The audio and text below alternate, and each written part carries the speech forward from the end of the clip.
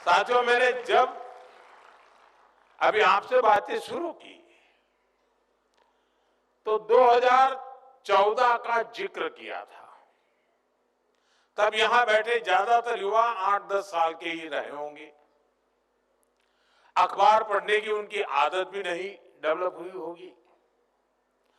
आपने policy paralysis का वो पुराना दौर नहीं देखा जब उस समय की सरकार की इसलिए आलोचना होती थी कि वो समय पर फैसले नहीं लेती, और जो फैसले होते भी थे वो जमीन पर ठीक से लागू नहीं होते थे। नियम कायदे ऐसे थे जिससे हमारा नौजवान कुछ नया करने के बारे में सोच भी नहीं सकता था। देश का युवा परेशान था कि इतनी बंदिशों में वो जाए तो जाए कहां। साथियों, हालत ये थी कि अगर किसी एग्जाम के लिए, जॉब के लिए अप्लाई करना होता था तो सर्टिफिकेट अटेस्ट कराने के लिए अफसरों और नेताओं के साइन लेने में ही दम निकल जाता था। फिर फीस का डिमांड ड्राफ्ट बनाने के लिए बैंक और पोस्ट ऑफिस के चक्कर लगाने पड़ते थे। अपना कोई बिजनेस शुरू करना होता था तो बैंक कुछ हजार रुपए लाने के लिए 100 गारंटी मांगते थे। आज ये बातें बहुत असामान्य लगती हैं, लेकिन एक दशक पहले तक यही सब कुछ चलता था। साथियों, आपने यहां स्टार्टअप्स को लेकर प्रेजेंटेशन दिया। मैं आपको स्टार्टअप इकोसिस्टम का ही उदाहरण देता हूं कि इसमें जो परिवर्तन होता है वो कैसे हुआ है। दुनिया में 50-60 साल पहले स्टार्टअप कल्चर शुरू हुआ। धीरे धीरे वो मेगा कॉरपोरेशन के युग में बदल गया, लेकिन इस पूरी जर्नी के दौरान भारत में स्टार्टअप्स के बारे में बहुत कम चर्चा होती थी।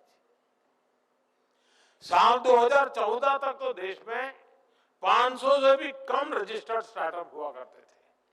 स्टार्टअप कल्चर के अभाव में हर क्षेत्र में सरकार का ही दखल आ भी रहा। हमारा युवा टैलेंट, उसका सामर्थ्य, उसे अपने पूरा करने का मौका नहीं मिला। साथियों, मुझे अपने देश के युवाओं पर भरोसा है, आपके सामर्थ्य पर भरोसा है, इसलिए हमने एक अलग राह चुनी। हमने युवाओं को ध्यान में रखते हुए एक के बाद एक नए स्कीम्स बनाई। यहीं से स्टार्टअप रिवॉल्यूशन ने भारत में असली गति पकड़ी। Ease of doing business reforms, startup India, digital India, funds of funds, tax और कंप्लायंस सिंप्लीफिकेशन, ऐसे अनेक इनिशिएटिव लिए गए। ऐसे सेक्टर जहां पहले सिर्फ सरकार की सब कुछ थी, सब कुछ उसी की चलती थी, उनको युवा इनोवेशन, युवा एंटरप्राइज के लिए ओपन किया गया। इसका जो प्रभाव हुआ वो भी एक अलग ही सक्सेस स्टोरी बन चुका है। साथियों, आप स्पेस सेक्टर को ही लीजिए। 5-6 साल पहले तक स्पेस सेक्टर को आगे बढ़ाने की जिम्मेदारी सिर्फ इसरो पर थी।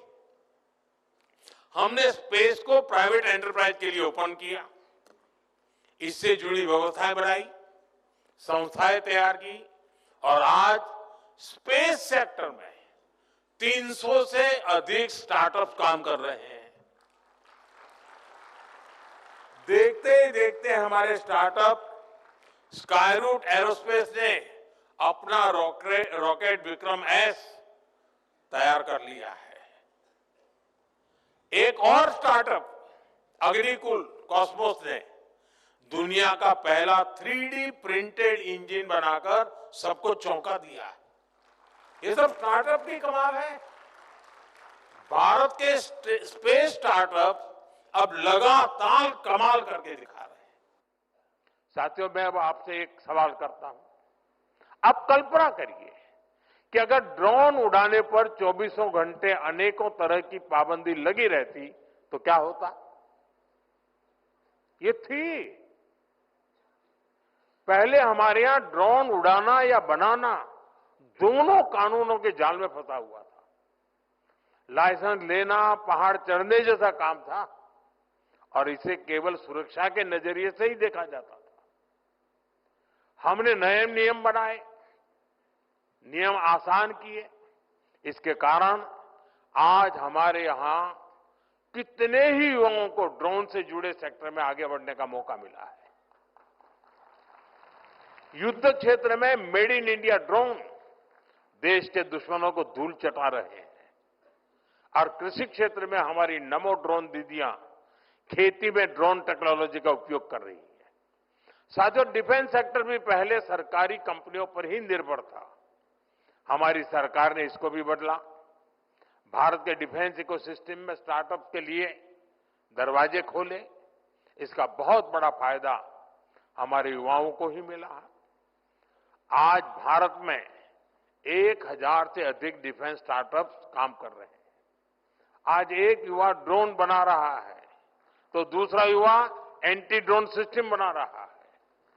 कोई एआई कैमरा बना रहा है, कोई रोबोटिक्स पर काम कर रहा है। साथियों, डिजिटल इंडिया ने भी भारत में क्रिएटर्स की एक नई कम्युनिटी खड़ी कर दी है। भारत आज ऑरेंज इकोनॉमी यानी कल्चर, कंटेंट और क्रिएटिविटी का अभूतपूर्व विकास होते देख रहा है। Bharat media, film, gaming, music, digital talent, VR, XR जैसे क्षेत्रों में एक बड़ा ग्लोबल सेंटर बन रहा है। अब यहां पर एक प्रेजेंटेशन में हमारे कल्चर को एक्सपोर्ट करने की बात कही आई है। मैं तो आप नौजवानों से आग्रह करता हूं, हमारी जो कहानियां हैं, कहानी किस्से हैं, रामायण है, महाभारत है, बहुत कुछ है। क्या हम उसमें गेमिंग की दुनिया में ले जा सकते हैं इन चीजों को? पूरी दुनिया में गेमिंग एक बहुत बड़ा मार्केट है, बहुत बड़ी इकोनॉमी है।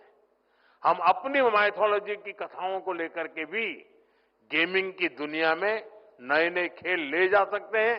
हमारे हनुमान जी पूरी दुनिया की गेमिंग को चला सकते हैं।